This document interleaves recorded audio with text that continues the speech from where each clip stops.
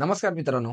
मित्रांनो, तारीख होती 26 जानेवारी 2024 आणि ठिकाण होतं बिंजोडचं सर्वात पारंपरिक आणि लोकप्रिय मैदान सावली देसाई मैदान.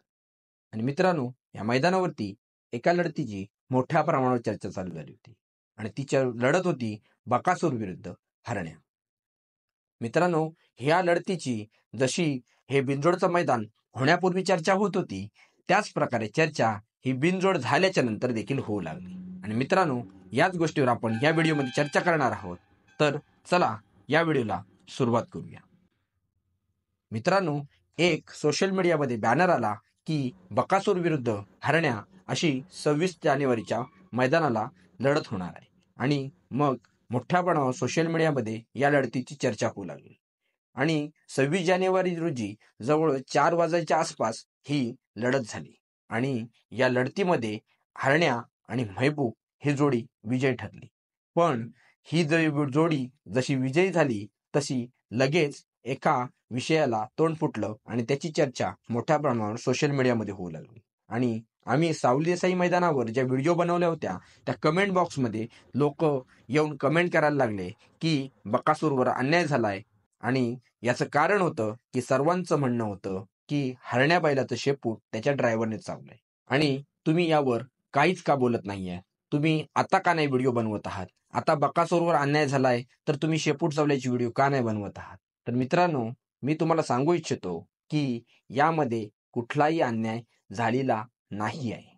कारण मित्रांनो, बकासूरची जी संपूर्ण टीम होती त्यांनी त्याच मैदानामध्ये कमिटीकडे या विषयावर अपील केलेला आहे. आणि कमिटीचा देखील सगळा पूर्णपणे क्लिअरन्स असलेले व्हिडिओ आज सोशल मीडियामध्ये उपलब्ध आहेत. आणि कमिटीच्या वतीने स्पष्टपणे सांगण्यात आलेलं आहे की हे अपील आल्याच्या नंतर आम्ही तो व्हिडिओ पूर्णपणे बघितलेला आहे. आणि त्या व्हिडिओमध्ये संपूर्णपणे आम्ही व्हिडिओ बराच वेळ झूम करून किंवा ज्या ज्या अँगलने आम्हाला व्हिडिओ उपलब्ध झाला त्या व्हिडिओ अँगलने बघून एक स्पष्ट झालंय की यामध्ये कुठलाही असा एव्हिडन्स किंवा असा कुठलाही पुरावा मिळत नाही की त्यामध्ये आम्ही स्पष्ट करू शकू की हरण्या बैलाचं शेपूट चावलं गेलेलं आहे.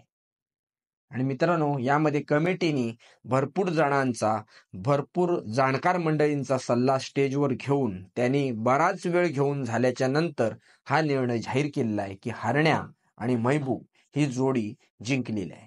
आणि मित्रांनो, एवढं सगळं क्लिअरन्स आलं असताना आणि आपल्याकडे कुठलाही पुरावा उपलब्ध नसताना आपण या लढतीविषयी किंवा बकासूरवर अन्याय झालाय का किंवा हरण्याचं शेपूट चावलं गेलंय का यावर आपण कुठलाही शब्द बोलू शकत नाही. आणि तो व्हिडिओ आम्ही देखील बघितला तर त्या व्हिडिओमध्ये असं कुठेही स्पष्टपणे दिसत नाहीये. एका ठिकाणी जाणवतंय आपल्याला की शेपूट ड्रायव्हरच्या असं चेहऱ्याजवळ दिसतोय, पण त्या फोटोमध्ये असं कुठं किंवा असं त्या व्हिडिओमध्ये स्पष्टपणे दिसत नाहीये की शेपूट ते चावलं गेलंय.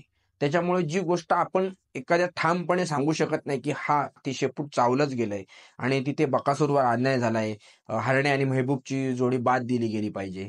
तर मित्रांनो, ते असं आपल्याकडे पुरावा नसताना आपण ते बोलू शकत नाही. आणि बघा, महबूब आणि हरण्या ही जोडी टॉपच पाळली. दोन्ही पण बिनजोडचे बादशाह बैल आहेत आणि त्यांचं आपण अभिनंदन केलंच पाहिजे. कारण का बकासूर विरुद्ध पळून एखादी जोडी जिंकली असेल तर ती टॉपचीच जोडी असणार आहे. आणि हरण्या हा सध्या तुफान वेगामध्ये पळणारा बैल आहे.